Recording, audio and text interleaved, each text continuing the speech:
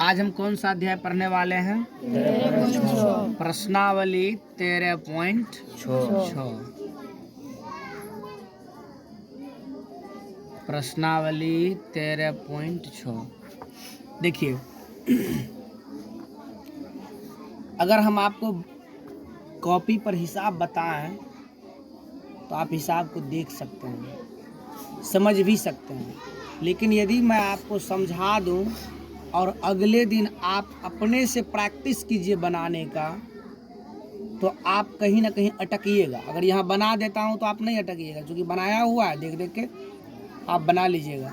लेकिन मैं समझा के खुद आपसे बनवाता हूँ तो कहीं हमको लगता है कि बेटर रहेगा।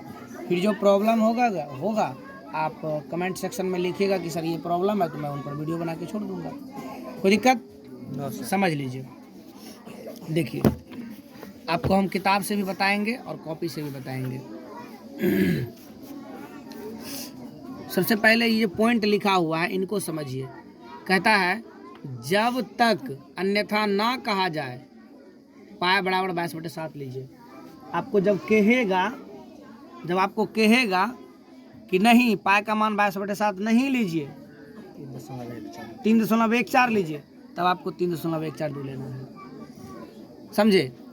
देखिए, जैसे कि यहाँ कह रहा है कि 3.14 लिखिए, 3.14 लिया है। जब तक नहीं कहेगा तब तक आपको 22/7 ही लेना है। जब तक नहीं कहेगा दूसरा चीज़ लेने के लिए, तब तक 22/7 ही लेना है। सवाल को पढ़िए। एक बेलनाकार, माइंड में आ गया ना किस आकार का है वो? बेलनाकार का। तो आप सर्वप्रथम यहाँ पर फिगर बनाइएगा, बेलन एक बना दीजिएगा। जब हिसाब को आप बनाइएगा, यहाँ पर एक बेलन बनाइएगा और आपको यहाँ पर कहता है एक बेलनाकार बर्तन के आधार की परिधि कितना दिया हुआ है? 132 सेंटीमीटर।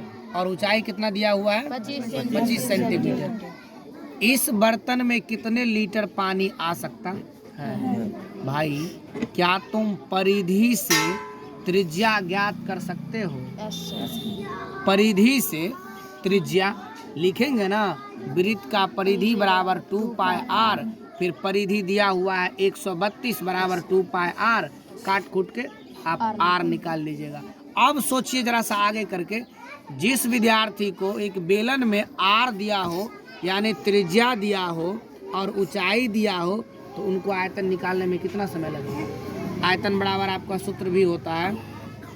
आयतन बराबर क्या सूत्र होता है?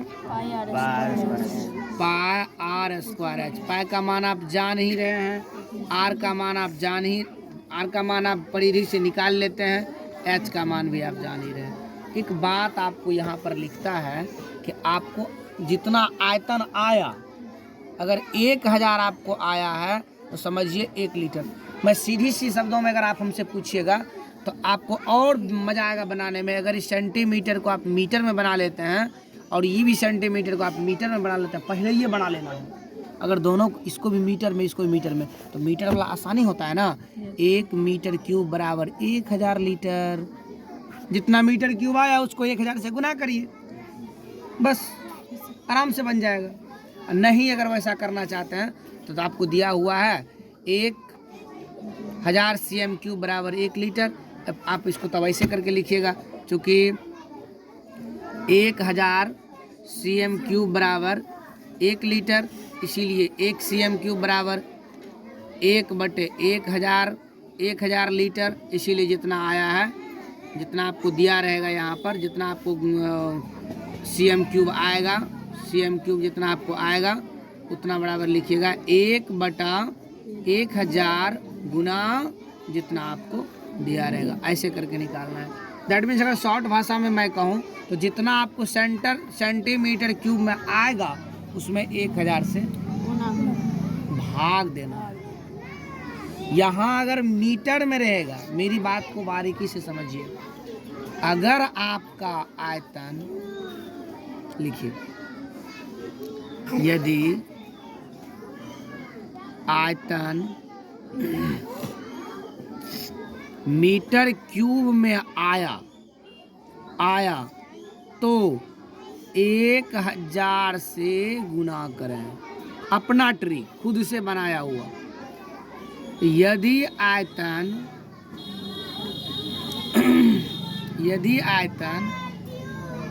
सेंटीमीटर क्यूब में आया तो 1000 से भाग देना है। देखिए हम भाग कह रहे हैं भाई, तो भाग का मतलब ये नहीं समझ लेना कि मान लो सपोज डैट इतना आया, अब इसमें 1000 से ऐसे करके बच्चे की तरह भाग देना है। ऐसा कौन कौन करते हो? हाथ उठाओ। ऐसा किसी को नहीं करना है। देखिए बटे मीन्स भी भाग होता है। ऐसे 1000 लिखा हुआ है, इसको भाग करना, इसको भाग करना है। आपको कह रहा है कि 9463 में 1000 से भाग करिए। आप सीधा ऐसे करके लिख दीजिएगा। अगर सुनना हो और एक हो तो भाग करना काफ़ी आसान होता है। वो आसान ट्रिक क्या है, आप यहाँ पर इसको उतारिए। उतार दिए, 1 2 3, 3 शून्य है ना यहाँ। अब 3 अंक के पहले दशमलव लगाइए, 1 2 3 अंक यहाँ दशमलव डाल दीजिए। ये आपको ऐसे करके भाग देने का कोई ज़रूरी नहीं है। अगर आप ऐसे करके भी भाग दे रहे हैं तो भी 1 बार में खिलाइए, 9 बार में खिलाइएगा, 9000 आएगा ना। घटाइएगा इतना होगा, फिर दशमलव डालिएगा, फिर यहाँ कैसे शून्य डालिएगा, फिर 4 बार में खिलाइएगा। देखिए धीरे धीरे आ रहा है ना, सब यही आएगा। इसीलिए आपको मैं कह रहा हूँ कि कभी अगर इससे भाग करने के लिए कहे तो आपको ऐसा नहीं करना है, डायरेक्ट यहाँ कितना सुनना है भाई, बस उतना दशमलव बैठा दीजिए। आई होप कि आप लोग समझ रहे होंगे अच्छे से। मैं फिर से इस हिसाब का रिवाइज कर देता हूँ। आपको वृत्त का परिधि दिया हुआ है, उस परिधि से त्रिज्या निकाल लीजिए और त्रिज्या निकालने के बाद त्रिज्या और ऊंचाई से आयतन निकाल लीजिए। 1000 से भाग कर दीजिए, 1000 से भाग कर दीजिए, आपका हो जाएगा। क्लियर है? सवाल नंबर 2, लकड़ी के एक बेलनाकार पाइप, बेलनाकार ये भी, आंतरिक व्यास। एक बात मैं कहना चाहता हूँ, सभी कोई समझो। सोनी ध्यान दो। जिसमें आंतरिक और बाहरी लिखा हो, समझ जाना कि वो बर्तन जो होगा कुछ मोटा होगा। ओखली देखे, ओखली जिसको उखड़ी कहते हैं ठेठी में, ओखली देखे हैं ना। कोठी भी देखे हैं या ड्रम भी देखे हैं। अगर दोनों को एक साथ कंप्रोमाइज किया जाए तो क्या समझिएगा, ओखली का जो बाहरी किनारा होता है मोटा होता है और कोठी का देखा जाए तो पतला होता है। तो कोई भी अगर आपको आंतरिक और बाहरी कहीं कोई हिसाब में लिखा हो तो उसमें समझ जाइएगा कि बर्तन जो बना होगा वो मोटा होगा। तो उनका फिगर इस टाइप से बनाना है भैया, ये इस टाइप से।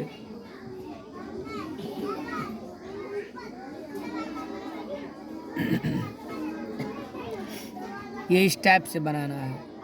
इसका मतलब हो गया कि इतना मोटा है, कि कितना मोटा, इतना मोटा बना हुआ है। समझ रहा है ना। चलिए, लिखता है कि आंतरिक व्यास 24 सेंटीमीटर, दैट मीन्स यहाँ से लेके यहाँ तक कितना है 24 सेंटीमीटर।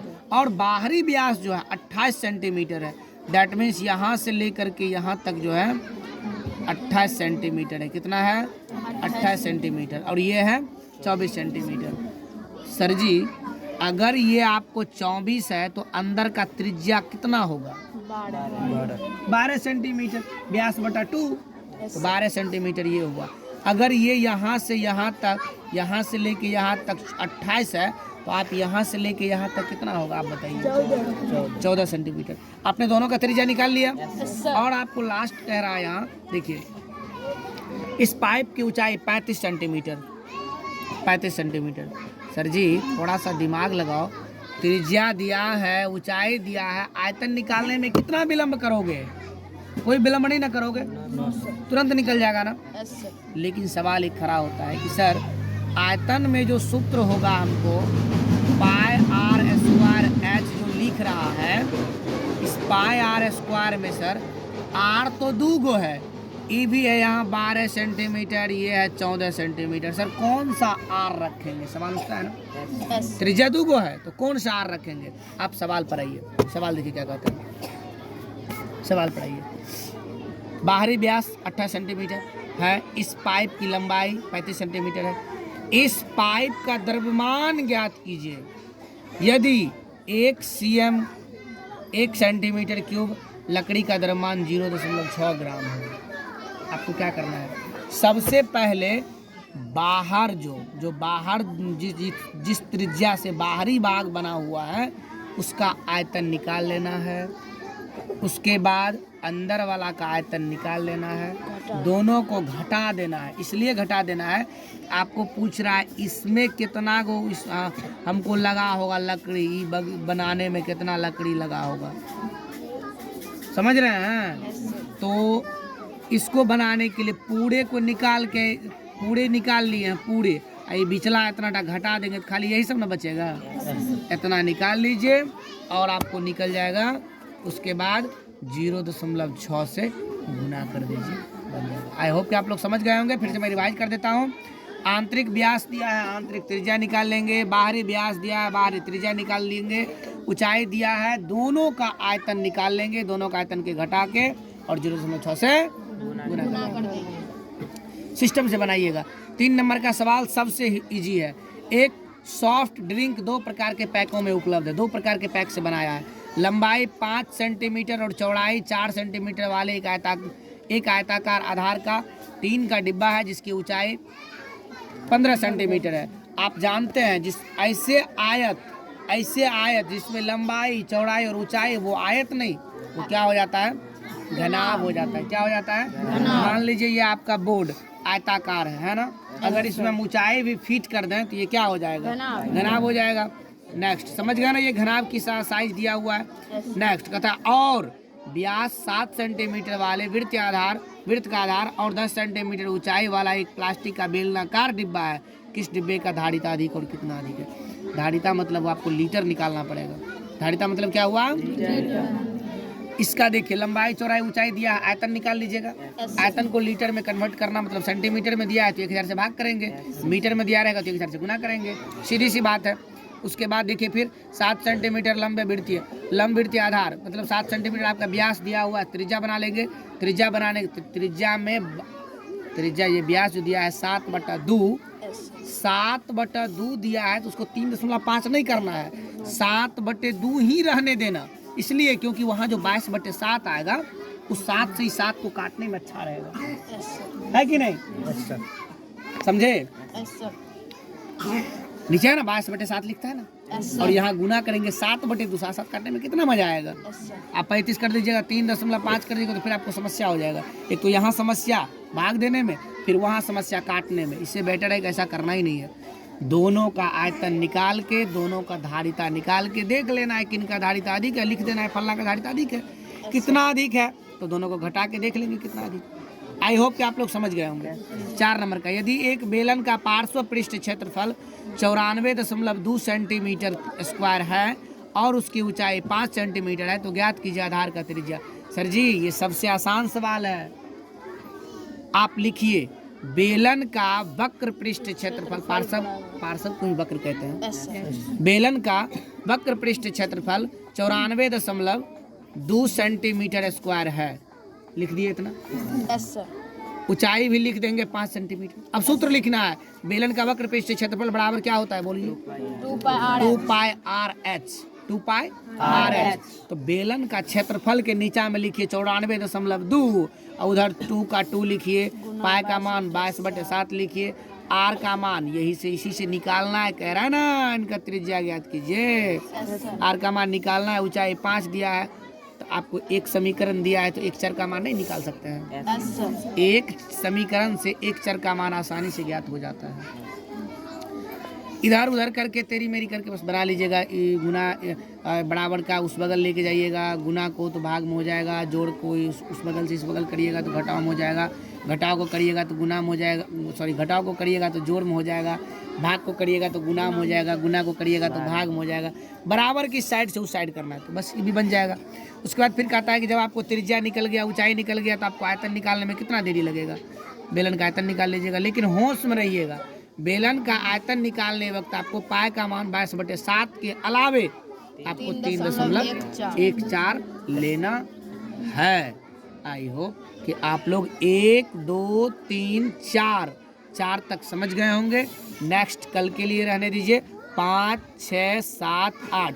अगर आप लोगों को ये वीडियो अच्छा लगा तो हमारे वीडियो को लाइक शेयर और अंत में सब्सक्राइब कर लेना। धन्यवाद।